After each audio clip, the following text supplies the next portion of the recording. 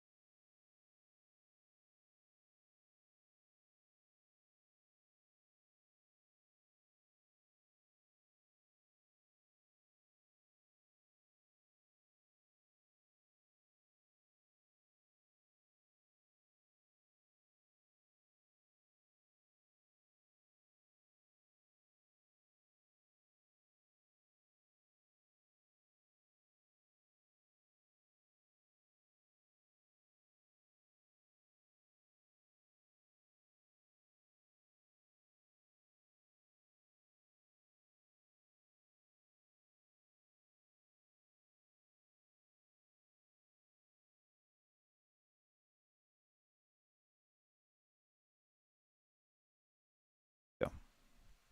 Go.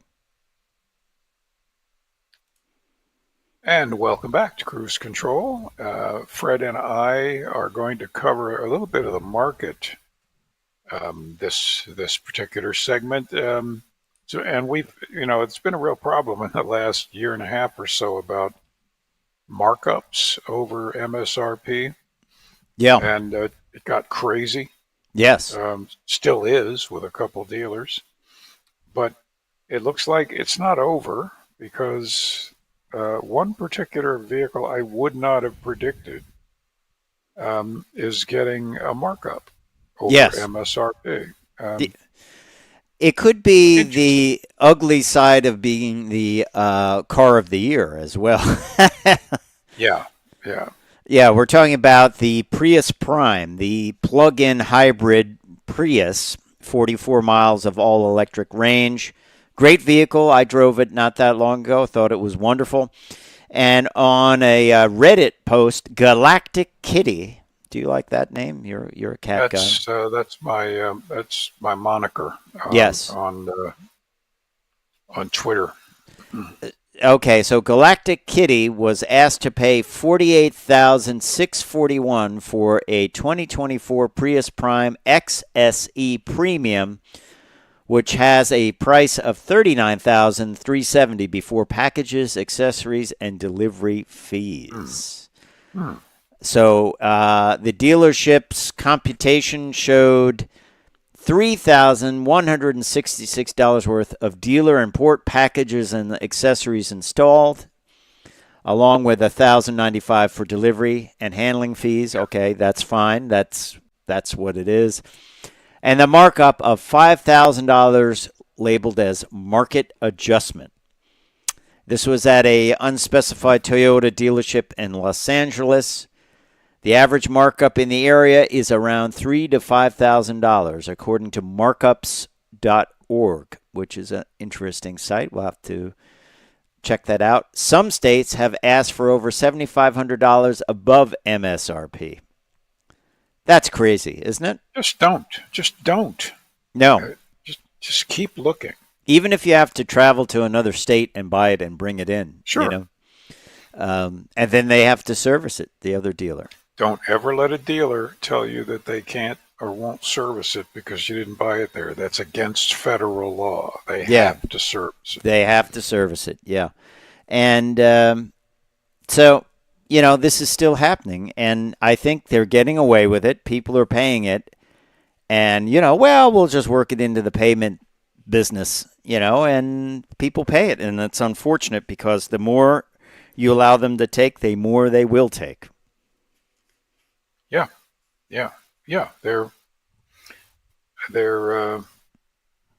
They're just it's not crooked, it's not illegal, but it's not illegal. It's really unethical and sleazy. It is sleazy. It's not unethical. It is sleazy, and they just. Now, let me ask you this: a friend of mine bought a car, and he wanted one in a different color, and the guy said, "I'll get it from another dealer." And he says, "But I'll have to charge you $900 more, so I can get it from the other dealer and have it shipped here." Is that something you should pay? I never heard of that.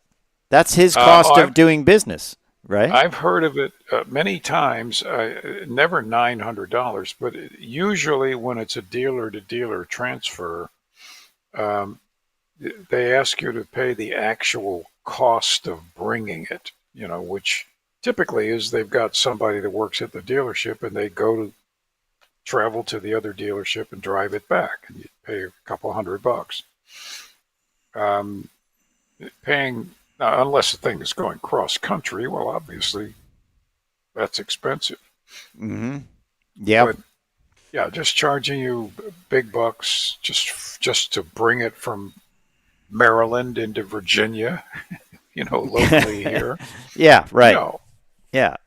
Even a couple of $100 is high, but that's right. Just tell me, I'll go look up the other dealer. I'll go get it myself. Yeah, or you can order me one. Yeah. And then I don't want all these stupid accessories that you put on it, That's right. Yeah. So anyway, that it seems to be still a common practice, unfortunately. But let's talk about something else, and probably this is a vehicle that may have a markup added to it. This is the Hyundai Elantra N for 2024. Gets redesigned front bumper, fascia, and grille, redesigned dual projector LED headlamps, redesigned 19-inch Ford alloy wheels with Michelin Pilot Sport 4S summer tires, and a redesigned rear bumper. And it is, it's got a lot of intense upgrades, I will say, over some of the other models, including structural rigidity, changes in the steering, the new standard forged alloy wheels, which is nice to see forged wheels coming from the factory, and improved cooling. A lot of attention to detail here, right? Well, yeah, this is a car you could put on the track. Upgraded electronic stability control, additional thermal protection for front brake lines. A lot of details.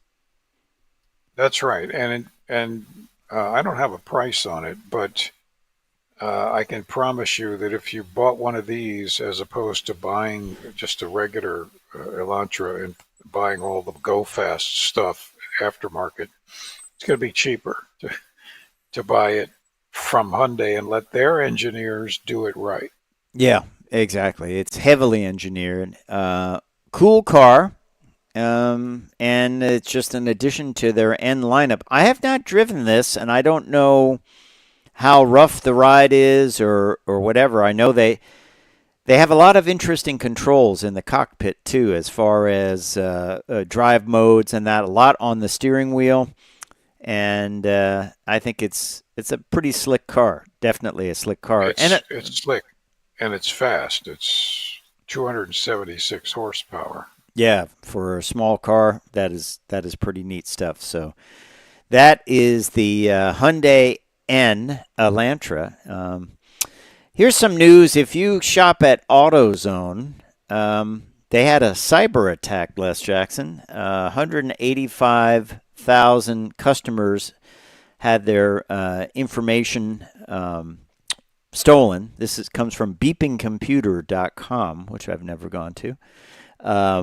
But it talks about theft of files and things like that. And it was ransomware. Nearly 185,000 customers' information was leaked. Other affected organizations include Louisiana Department of Motor Vehicles, the state of Maine, British Airways, New York Public School System, and more. Yeah. But they reported the ransomware attack this week, and unauthorized third-party exploited a vulnerability associated with MoveIt and exfiltrated certain data from the AutoZone system that supports the MoveIt application. So they're giving credit monitoring to those affected for a year. Boy, this is happening so much around the world. I can just almost see a day when you have to go back to cash. Yeah. And checks and things. It may actually be unsustainable. Yeah. To stay on a purely electronic economic system. Interesting, and cybersecurity. Spoken as a pessimist, by the way. Cybersecurity is a huge major for people to go into now. It is. And you almost need like a background check on the person because they'll know all the systems on checking cybersecurity and securing it. So who better to know how to hack into it, right? Exactly. Like they have the white hat hackers. In other words, they try to get into the system to see where the open doors are. So interesting. That's right. And if you're a college graduate, computer engineering graduate, you're fully capable of hacking. Yeah. You know how to do it. Yeah. Well, one show that's not going to get hacked is the British version of Top Gear. And it was announced this week the BBC has decided to rest the show in the UK. I love that. That's so British to say it that way. This version has been on the air since 2002. That was the Jeremy Clarkson, Andy Willem reboot of the show, the most popular edition of it. And of course, after the fracas with Jeremy Clarkson in 2015, they left. It went through some different iterations, and none of them really sticked. None of them really stuck until the one with Freddie Flintoff, who is a cricket player, at the lead, with Chris Harris and Paddy McGuinness, who I believe is Irish. Well, with I Paddy watched McGuinness. it. Yeah, what do you think of it? Well, it was okay, but it didn't have the relationship between the three hosts that we had with Clarkson and May and Richard, and they were basically doing the same stunts, which some of which were old.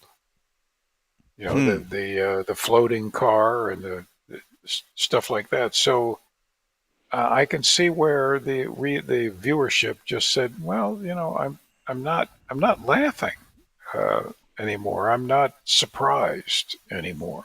Yeah, you can't tell the same joke over and over again, No. and just throw in different people. And then, of course, there was the accident with Flintoff where he was driving. What is it? A Morgan, I believe. That's a three-wheeler, isn't it? Morgan. Well, I'm not sure that model was a three wheeler, but uh, it probably was. But he got severely burned. Yeah, he damaged his face pretty badly, and they decided to close it down. They settled. BBC settled with him for They $11.3 million did a lot of dollars. money. Yeah. So that's the end of the show. Matt LeBlanc did a pretty good job on that in his iteration. I He thought actually did, and he's a very good driver. he was a good driver. I thought obviously he's great on camera. He's a TV guy. That didn't last long. I don't know why. Probably because of Chris Evans. He was the radio host that it just didn't work. Yeah. But Matt LeBlanc, I think, kind of overshadowed him because he was a big personality and camera savvy and all that, you know. But really, what happened after the trio left in 2015, it was never the same. It was Yeah. their show, you know, and you can't just plug in three more people and say, let's do. And we're still getting the occasional grand tour from the other three guys, and they're always very entertaining. And Clarkson's Farm, the third season is coming up very Well, soon. that's good. That's really a pleasant change, and it's a pleasant show. And there's a rumor that he's signing to do a fourth and a fifth season, that his Wow. ban has been lifted at Amazon, that it's cooled off enough. It's once And you again. went there. Yes, I went there and I actually took the picture by the sign, and he wasn't there. He was shooting a grand tour, I think, in Africa. So, but I've learned a lot about farming from him, and I've yes, learned that I don't want to be a farmer. It's just too much work. I did. You see when the I think it was a cow was gonna have a, Yeah, what do they call a foal? Is it a foal? What is a baby a cow? calf. No, it's a Calf, calf. calf, yeah, calf. And like it wasn't coming out, so the vet comes up. It looks like he's Yeah, it's a got an couple engine changer, yeah, or a chain, Yeah. like he's gonna pull a stuck Jeep out of the mud. You know, I Boy, was like, oh boy. what are we doing? Are we working on the tractor now, or are we working on the cow? And that's how they do it. And that's how they do it. So I learned a lot about it. You know, um, and you do need your wellies when you're in that area. It's very muddy.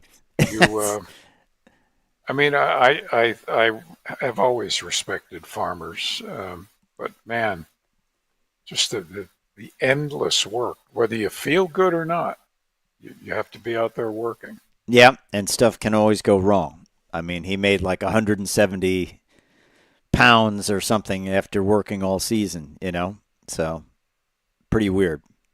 But I think he's. I think it is. It's entertaining. It's informative. It's got good characters. The security guy that you can't understand. I don't understand a word he says. And all the drama of farming. There's a lot of drama. You can work hard and then it gets ruined. Yeah. So good stuff. I love the show. It's good storytelling and it's got Clarkson in it. So anyway, so long to Top Gear. I'm sure, as James May said, it need if they ever do bring it back, it needs a new format.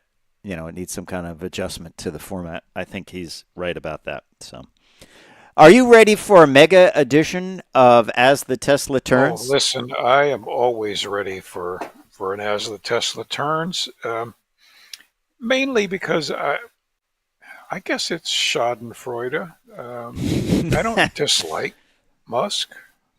He's entertaining, that's for sure. I recognize that he is, in some ways, a genius. Mm-hmm. But like most geniuses, he's also, not quite wired correctly. I guess would be the. Well, let's start with the first, probably the biggest story out of all of this, and this is according to Reuters. A circuit court for Palm Beach County, Judge Reed Scott finds reasonable evidence that Tesla CEO Elon Musk knew about the defects of its full self-driving software, yet allowed the system to continue operating. And there's been deaths, and there have been many crashes, 17 fatalities, 736 crashes. Related 736, and he's going to get sued on every one of them. Related to the autopilot system. That's since 2019. Not that long. Not that long ago. No. Yeah. It's just not good. And then there will also be some federal legal issues he's going to have to face. Yeah. So. One of which is going to be they're going to shut him down and not going to be allowed to sell the software. Well, anyway, and then on to the Cybertruck. It's going to be released soon, revealed. The first deliveries will occur November 30th. And you know how they have those big events where the owners come in and they're like, find your car, and they get their car? Right. They're only going to do that with 10 people. 10 Cybertrucks. Not a lot. That's not a lot of people. No. So especially with 2 million pre-orders. Yeah. It just sounds so much like Tucker. Yes. It's like, we have this car. It's just, this is the one. So that's interesting news. We'll see what happens with that. And then is it going to look like what we've seen all along? Yeah. Yes.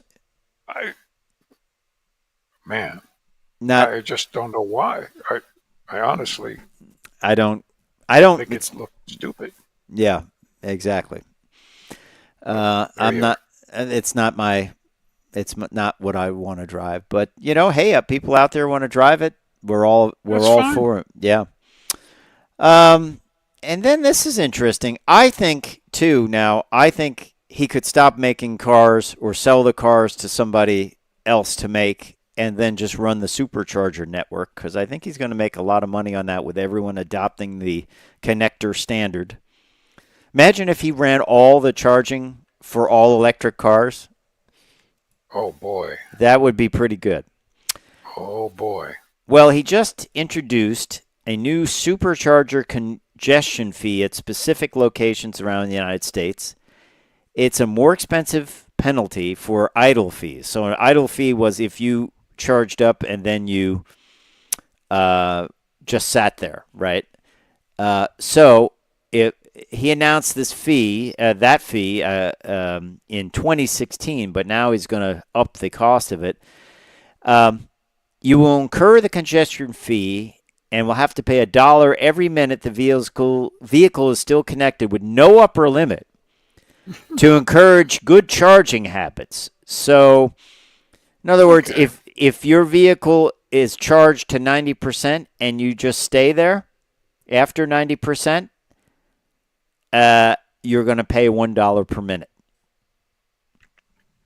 Which could be quite a bit, because when you reach 90, 92%, they actually, all electric vehicles start charging at a lower Slower. rate. Yes, to protect the battery. So, yeah.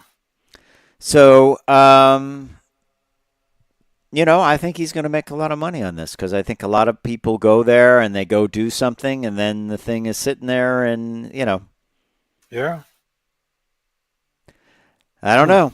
I don't know. So, and then there's more, as they say.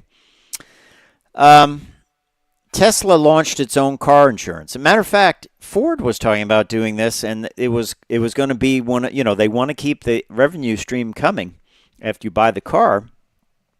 So a lot of people were getting into this, but Tesla drivers bought it, the insurance, and it's been absolutely terrible, according to a lot of these buyers.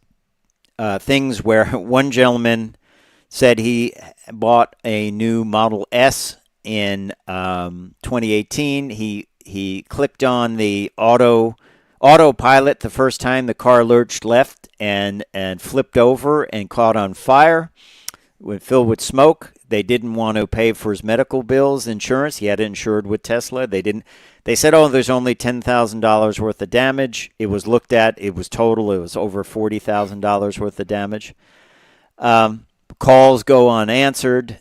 All kinds of things.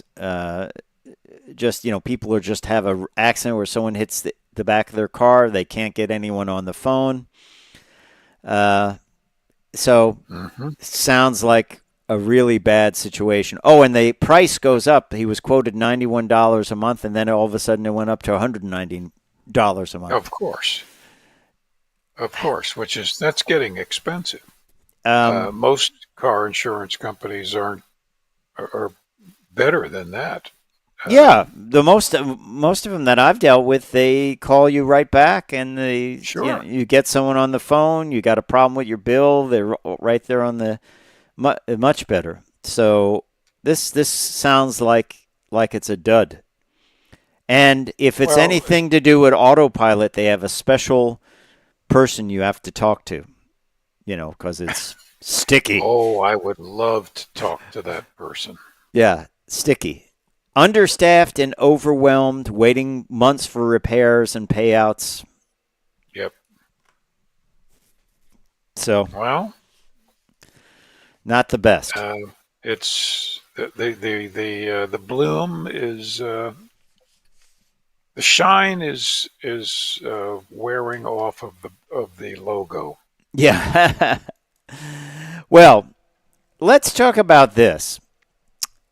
The Supreme Court is going to rule whether honking your horn is protected under the First Amendment. This goes back to 2017. Someone in California was ticketed for honking his horn. And the California man has said the car horn is the sound of democracy in action. 69-year-old Californian Susan Porter hopes to change the law. Porter argues that honking should be protected under the First Amendment, which preserves your right to free speech. And this is going all the way to the Supreme Court. The California-based First Amendment Coalition is taking this on all the way to the Supreme Court. What do you think? I mean... Okay, continue, and then I'll tell you what I think. Well, I mean, a horn is a warning device. It should be used to warn people. You don't ride around with it blaring, That's my take on it. Yeah, and most states have rules about, when and how long you can honk the horns. The Supreme Court's probably going well, probably, I can't believe they'll actually hear the case, but if they do, they'll say, no, you know, you're, no, you're not protected. It's not free speech. First of all, there are federal and state laws about how loud a noise of any kind you can make. Okay. And generally, federally, it's 90 decibels Okay. For for 10 seconds within 50 feet of a person or persons hearing it. Car horns are certainly 90 decibels. Yeah, I would imagine they are. And you're actually causing damage. I mean, as one who has nerve damage in the inner ears, and I have hyperacusis, which I have no protection for noise. I have to wear earplugs. I actually measure sound all the time outside, but no, you can't do that. Yeah. Your constitutional right to speak is fine. Your constitutional right to make noise ends at our ears. And what would you be ticketed for? Driving around with it blaring the whole way? If you're just going boop boop to tell someone the light changed, ticketed, I guess it's excessive noise. Yeah. I mean, most cities have noise ordinances. Maybe if you're staying on the horn all the way down the block, I don't know. Probably. Yeah. It's tricky. Obviously, emergency equipment is exempt from these things. Well, listen, we're going to take a quick break and come back with an at-the-wheel review of the brand new Subaru Crosstrek Sport 2024 model. Stay tuned.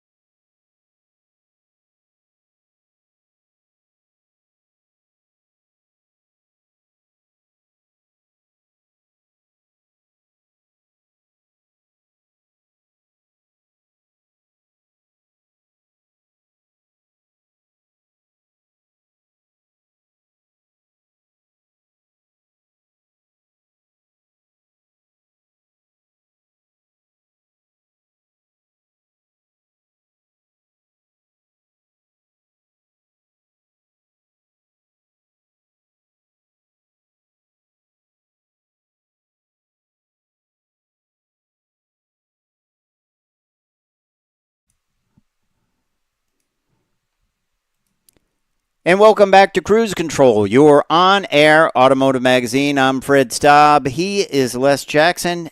It is time for an at-the-wheel review, and we have an Alpine Green 2024 Subaru Crosstrek Sport. Really nice vehicle in the lineup. This has a lot of the features you want, like wireless phone charging, and I like the black wheels. It's got the gold trim on the outside, has the cloth seats, very stylized cloth seats on the inside. So we figured we'd delve into this. There's a lot going on in the 2024 Crosstrek. It's been enhanced with a 10% higher torsional rigidity, stronger welding techniques, additional structural adhesive, and it has a new version of the EyeSight driver assist technology, which is much improved. And it also includes available active safety features like reverse automatic braking, blind spot detection, lane change assist, and rear cross traffic alert, which is a really important device to have or system to have on your vehicle. You also get the 11.6-inch vertical infotainment screen, which we'll talk about in a little bit. But on the inside, I think that's what you're going to notice right away. You're going to notice, the very cool cloth seats, which have almost like an airplane-like look to the design for some reason. It looks like propellers to me, and it's kind of a two-tone setup. You have that 11.6-inch infotainment system. It's got all the driving statistics, like what's going on with the drivetrain, Sirius XM, of course, and Android Auto and Apple CarPlay are wireless. You can go to My Subaru and make an appointment for service. Volume and tuning knob. Yay, I like it. Physical knobs. And then you can get all your plugins for a 3.5 millimeter and the other USB-C and USB-A. Heated front seats with really good switches, easy to get to, a physical control. I like the little space for your key in the console so it doesn't fly around. On the inside, kind of carbon fiber.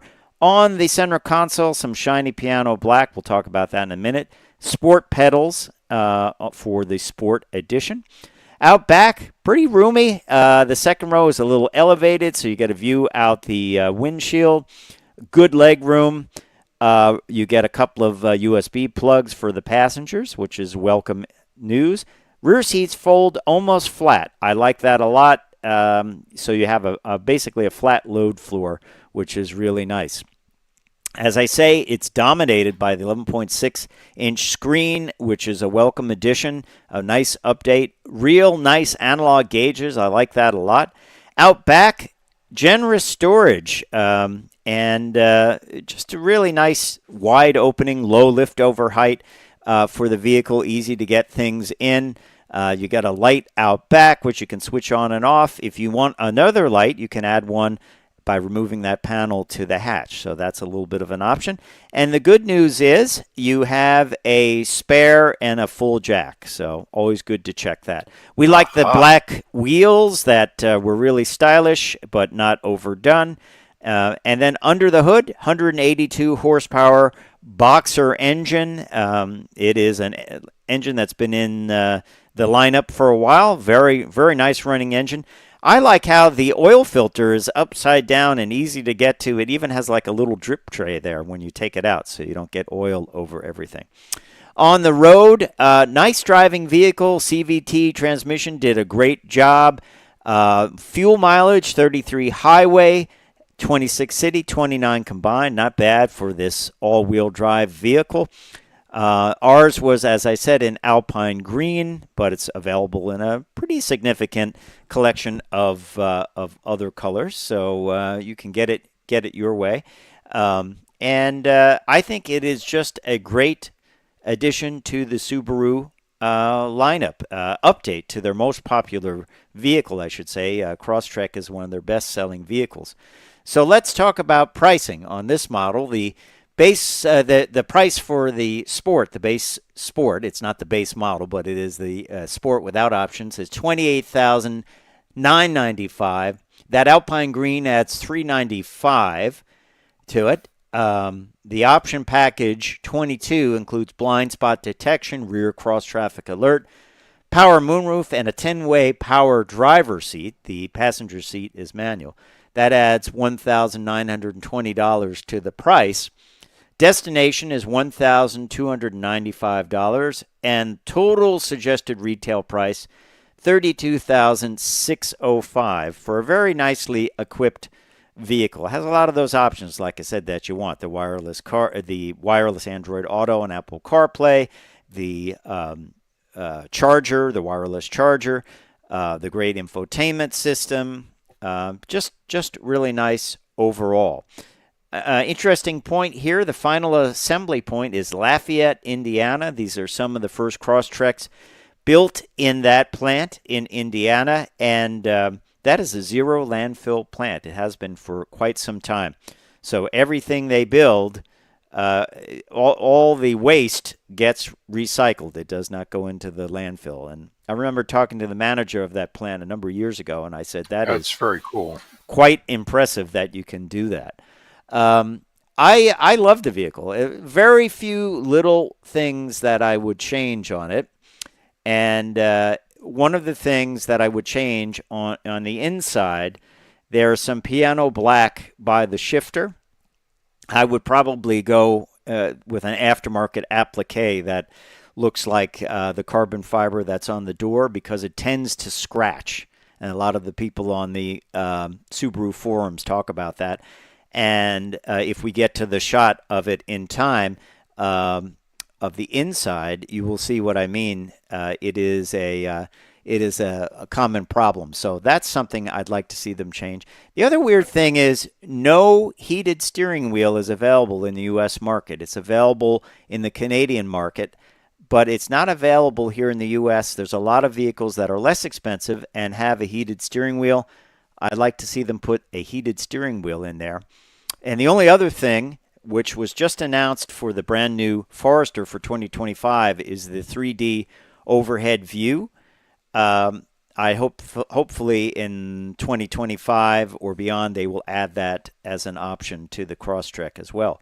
But other than that, great vehicle, great connectivity, great infotainment. I like the heated front seats, heated cloth seats. You don't see them too often these days, which is great. I like all the little storage nooks and crannies.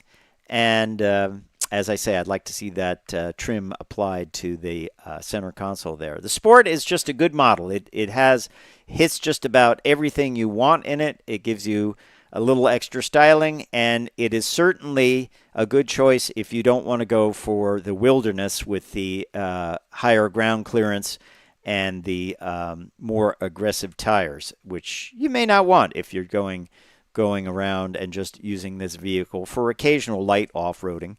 They are very capable. Subarus are very capable vehicles, and you'd be surprised at how capable they are. You and I have taken them off on muddy roads, and these were predate the wilderness versions. That's right. Snow. And snow, too. They're great. And interesting, when they came to the U.S., they marketed to doctors, nurses, and teachers who had to get to their offices or their classrooms, even if it was snowing. So that has it's always a good thing. And of course, as you know, every vehicle in the Subaru lineup, except for the BRZ, their sporty car, is all-wheel drive. So you don't have to pay more for it. It's basically included. You don't have to say, oh, that's just the front-wheel drive only model. I do like their rubberized storage area mat, and you can option a rear seat protector as well, which is kind of cool. And it has some Easter eggs on it and some cool little graphics. Always check if there's a spare tire. I always do that on all my reviews because you don't want to find out you have no spare tire. You have to. Yeah. So there you have it. The Subaru 2024 Subaru Crosstrek Sport. Great vehicle. Highly recommended. Gets great ratings. Gets great safety ratings. Fun to drive. And really just a couple of little small things. Add that heated steering wheel as an option. I think would be great. And I do like the way the oil filter. You change the oil filter. Why don't they put the oil filter on the top of the engines where you can get to it? Other companies too. BMW does it with a lot of models, and yeah, good idea. You just can't pre-fill it because you can't pre-fill it. You'd have to fill it and hold your finger over it, and no, it'd be a mess. Boy, what a mess that would be. Yeah, after I change oil, I just bump the starter a little bit to get it to pump a little oil, and that's it. I never really pre-filled. That's just me. But, hey, we hope you've enjoyed this edition of Cruise Control. I'm Fred Staub. I'm Les Jackson.